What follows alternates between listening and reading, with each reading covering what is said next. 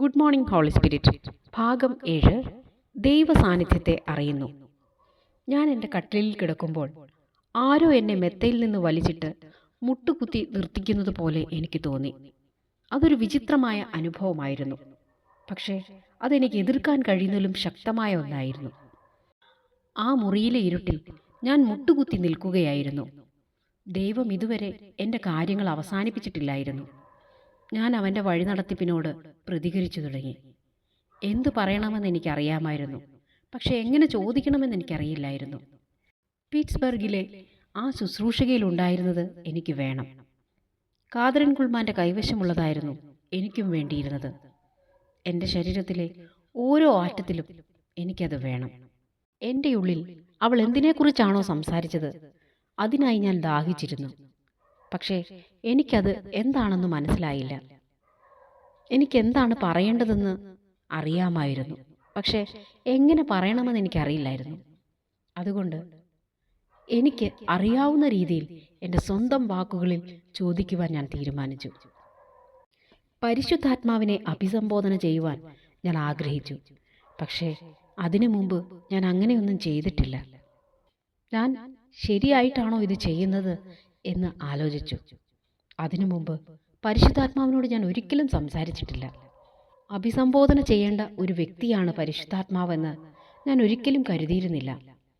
പ്രാർത്ഥന എങ്ങനെ ആരംഭിക്കണമെന്ന് എനിക്കറിയില്ലായിരുന്നു. പക്ഷേ എൻ്റെ ഉള്ളിൽ എന്താണെന്ന് എനിക്കറിയാമായിരുന്നു. കാതറിൻ കുൾമാൻ അറിയാവുന്ന രീതിയിൽ അവനെ അറിയുക എന്നതായിരുന്നു എനിക്ക് വേണ്ടത്. ഞാൻ ഇങ്ങനെ പ്രാർത്ഥിച്ചു: പരിശുദ്ധാത്മാവേ, കാതറിൻ കുൾമാൻ പറയുന്നു നീ അവളുടെ സുഹൃത്താണെന്ന്.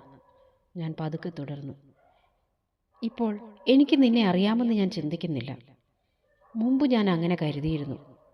പക്ഷേ ഇന്നലെ ആ കൂടിക്കാഴ്ചയ്ക്ക് ശേഷം എനിക്ക് തോന്നുന്നില്ല എനിക്ക് നിന്നെ അറിയാമെന്ന്.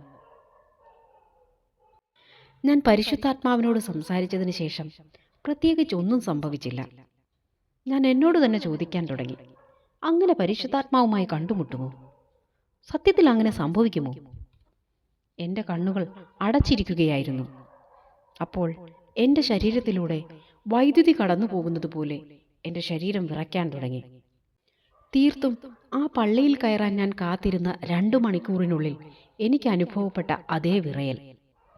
ഞാൻ പള്ളിക്കകത്ത് കയറിയ ശേഷം അവശേഷിക്കുന്ന 1 മണിക്കൂർ അനുഭവിച്ച അതേ കുലുക്കം തന്നെയായിരുന്നു എൻ്റെ ശരീരത്തിൽ ഞാൻ അനുഭവിച്ചത്.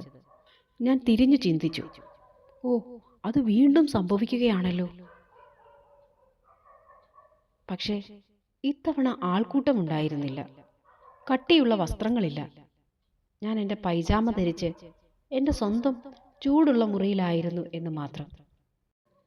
എൻ്റെ തല മുതൽ പാദം വരെ വിറയ്ക്കുന്നു.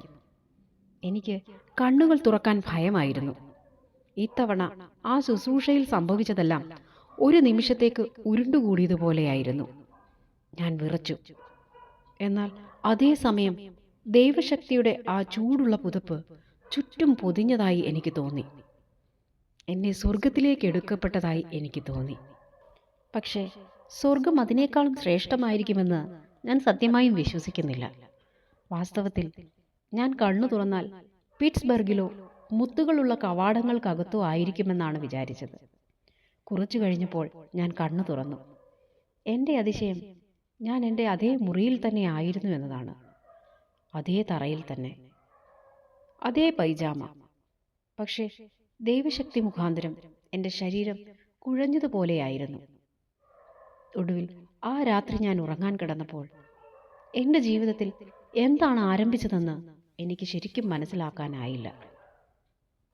ഒടുവിൽ ആ രാത്രി ഞാൻ ഉറങ്ങാൻ കിടന്നപ്പോൾ എൻ്റെ ജീവിതത്തിൽ എന്താണ് ആരംഭിച്ചതെന്ന് എനിക്ക് ശരിക്കും മനസ്സിലായിരുന്നില്ല.